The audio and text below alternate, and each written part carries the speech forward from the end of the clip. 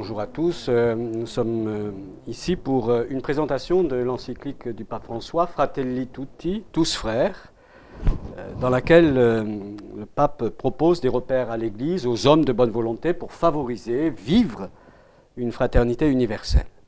D'où part-il? Où arrive-t-il? Quels sont les fondamentaux de cette fraternité dont nous parle le pape? Quelle perspective cette fraternité ouvre-t-elle pour notre humanité, pour l'Église? Quelles sont aussi les exigences qu'elle requiert pour être vécue?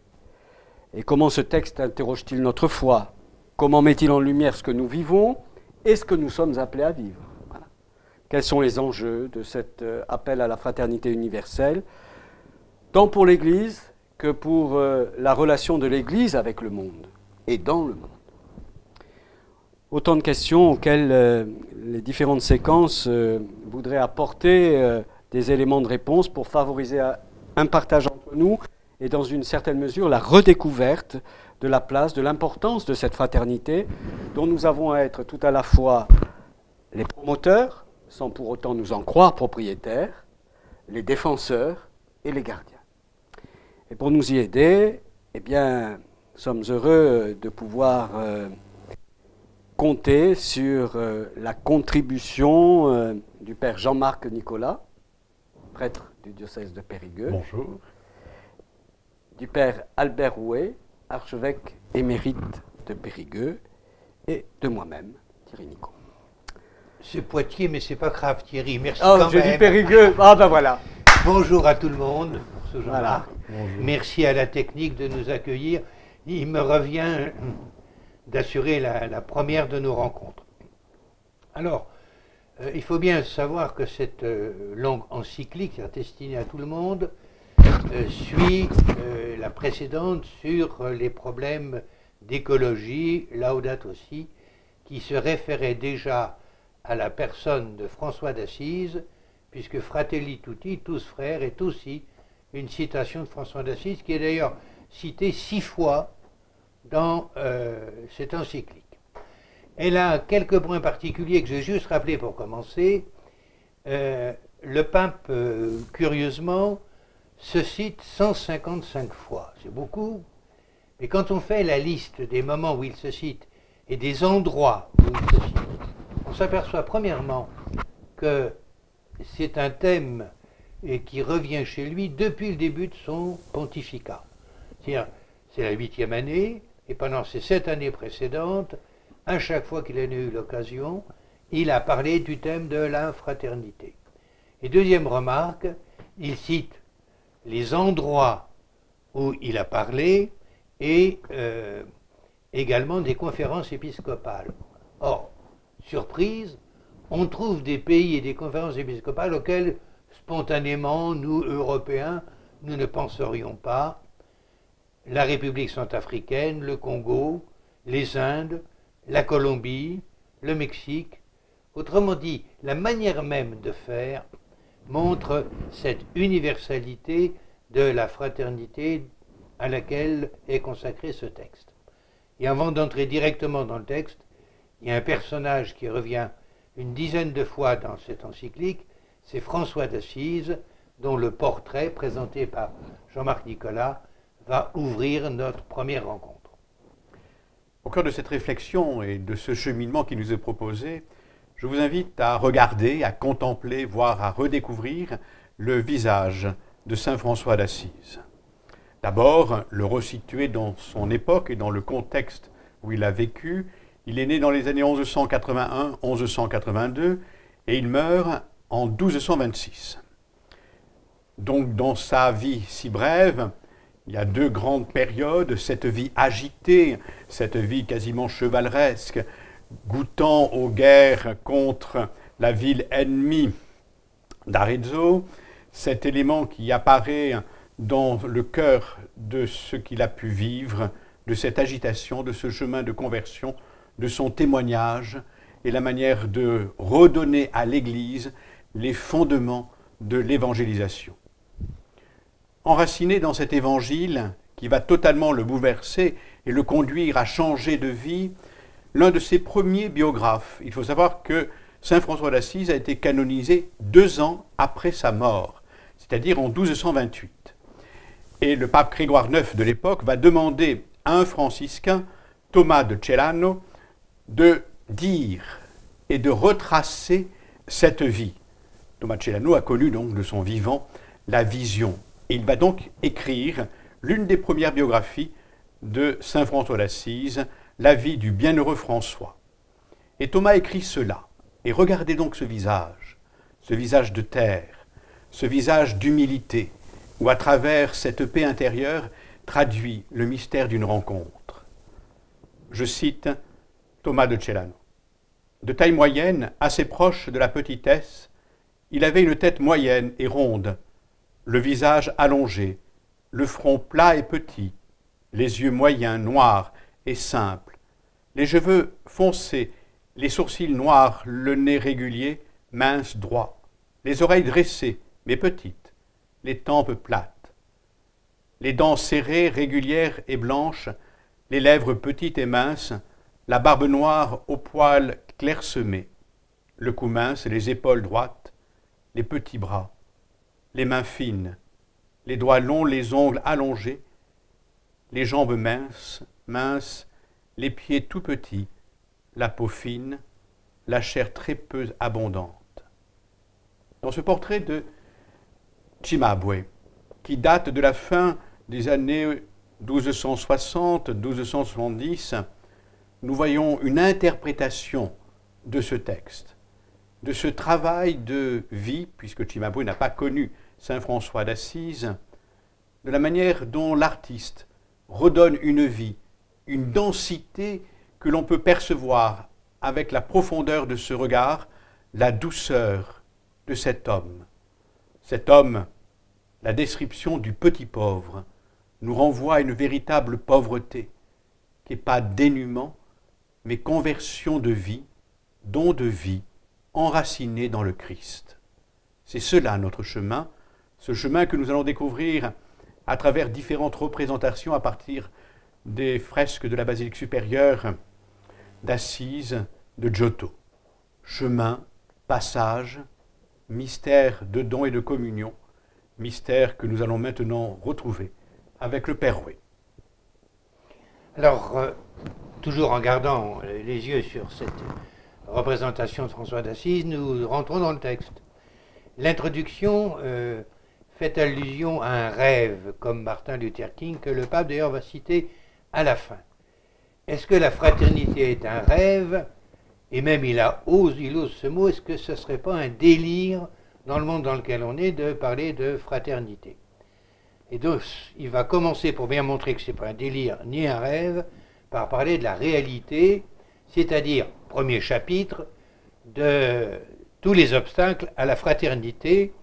Il en énumère 7, plus en 8e point, une conclusion sur l'espérance. Alors, énumérons ces points. Ceux qui ont le texte peuvent regarder, c'est à partir du paragraphe 10. N'est-ce pas? Il énumère des rêves qui se brisent en morceaux parce qu'on n'a pas su les conduire assez loin ni jusqu'au bout. Et nous pouvons tout à fait penser à un de ces rêves que les papes ont toujours soutenu, c'est l'Europe. Deuxièmement, allons assez vite, n'est-ce pas? Il y a des projets, mais des projets qui oublient des gens. Ce ne sont pas des projets pour tous. Il y a une méfiance, et c'est une première question, de qui nous méfions-nous? Il y a une méfiance vers les autres, et il y a une marginalisation des plus pauvres, des plus faibles, comme si les pays nantis et quelques entreprises richissimes accaparaient à leur propre profit tous les produits de la terre. On peut dire que les riches deviennent de plus en plus riches et les pauvres de plus en plus pauvres. Alors, il cite par exemple les enfants, ceux qui ne sont pas rentables, il parlera à un moment des personnes âgées, du coût de plus en plus réduit du travail, de façon à gagner de plus en plus d'argent, et que les droits humains, par l'injustice, par la violence, ne sont pas respectés. On arrive au troisième point. Et le troisième point, c'est de dire, oui, il y a des progrès techniques.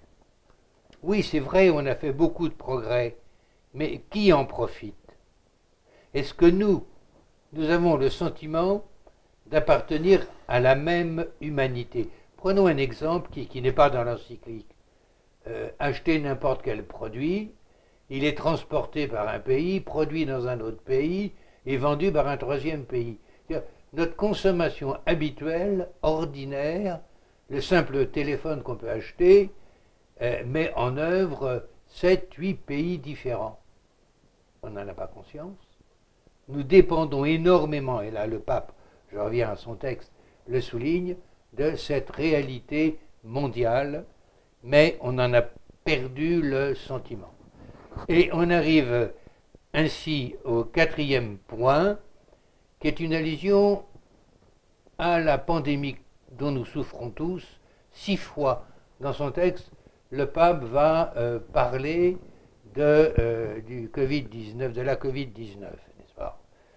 Et il dit, on oublie une chose très importante, c'est l'histoire. Comment on a résisté? D'où on vient? Quelles sont nos racines? Parce que si on n'a pas d'histoire, on ne saura pas dominer les difficultés du présent. Le cinquième point, et là on lira une phrase avant de regarder une autre représentation de François d'Assise. Le cinquième point, c'est de dire que la dignité humaine s'arrête aux frontières. Et de fait, parce qu'on se laisse envahir par la méconnaissance de l'autre, le pape souligne le fait qu'il y a des gens qui ne peuvent plus vivre sur leur terre et qui doivent partir. Et c'est quand même pas un hasard, c'est des gens qui mangeaient à leur faim chez eux, ne mangent plus à leur faim chez eux. Et cela les oblige à partir et nous on en a peur. Il y a cette phrase du pape par laquelle j'ai terminé cette première partie. Il est inacceptable que des chrétiens partagent cette mentalité et ces attitudes de rejet de l'autre, faisant parfois prévaloir certaines préférences politiques sur les convictions profondes de leur foi. Autrement dit, ces périls et ces dangers, et l'autre en particulier, nous obligent à nous convertir, ce qui est arrivé à François d'Assise.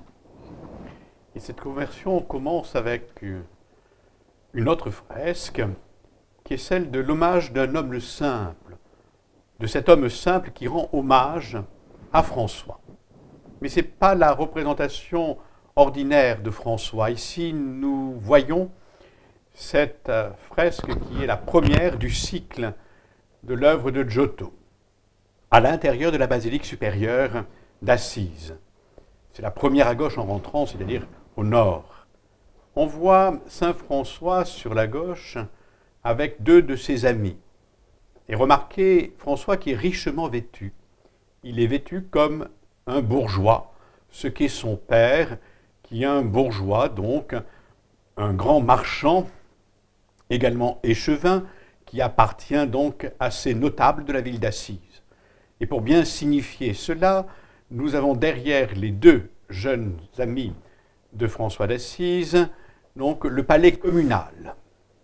François est au commencement de la colonnade devant laquelle il se trouve du temple antique de Minerve, qui va être transformé au IIIe siècle en église. Mais nous sommes toujours dans un monde antique et le lieu se situe sur le forum, donc romain, de la ville primitive et antique d'Assise. François met un premier pied sur un manteau. Ceci est important. Il foule un manteau. Il commence sa démarche de conversion.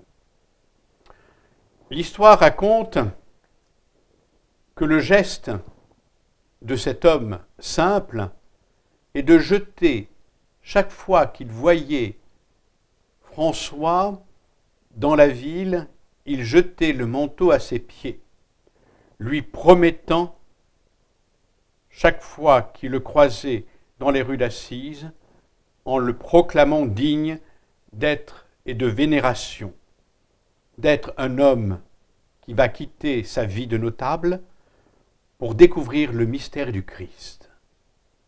Sa conversion naît d'une rencontre et de l'interpellation que va faire cet homme en jetant ce manteau.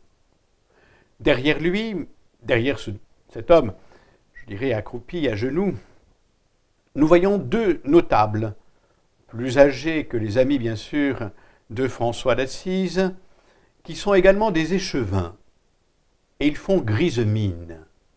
Ils sont en train de faire des reproches. Comment se permet-il, ce pauvre homme, de jeter son manteau? Et là, nous avons à la fois différentes évocations et différentes références.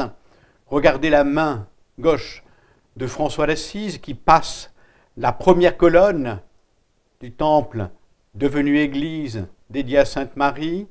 Il va rentrer dans un mouvement de conversion, la démarche née d'un cheminement, et le premier pas qui foule ce manteau rappelle l'entrée à Jérusalem de Jésus avant sa passion.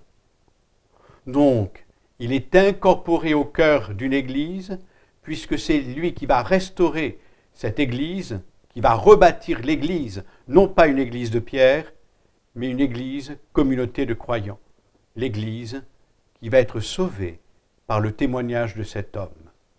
Ainsi s'inscrit le passage d'un homme vers celui qui l'invite à se convertir, qui l'invite à la vie. Donc c'est quelqu'un d'autre qui a révélé à François un nouveau chemin de conversion. Il reste deux difficultés, mais ça tout le monde les connaît. La sixième difficulté, c'est l'illusion de la communication. Le pape parle du fanatisme de la transparence, le fanatisme de tout dire. On veut tout savoir sur l'autre, on raconte n'importe quoi, et surtout, nous sommes devenus terriblement crédules, comme s'il suffisait de voir à la télévision pour penser que c'est vrai. Et enfin, dernière difficulté, nous nous sommes dépréciés. Quand on jalouse l'autre, quand on a peur de l'autre, on blesse notre propre humanité. Tous ceux qui ont un discours de violence contre l'autre blessent en eux leur propre humanité. Et c'est pourquoi le pape le souligne, mais il va terminer par un magnifique discours d'espérance, n'est-ce pas? Et je vais vous définir son espérance pour terminer. J'invite à l'espérance qui nous parle d'une réalité qui est enracinée au plus profond de l'être humain, donc de chacun d'entre vous, n'est-ce pas?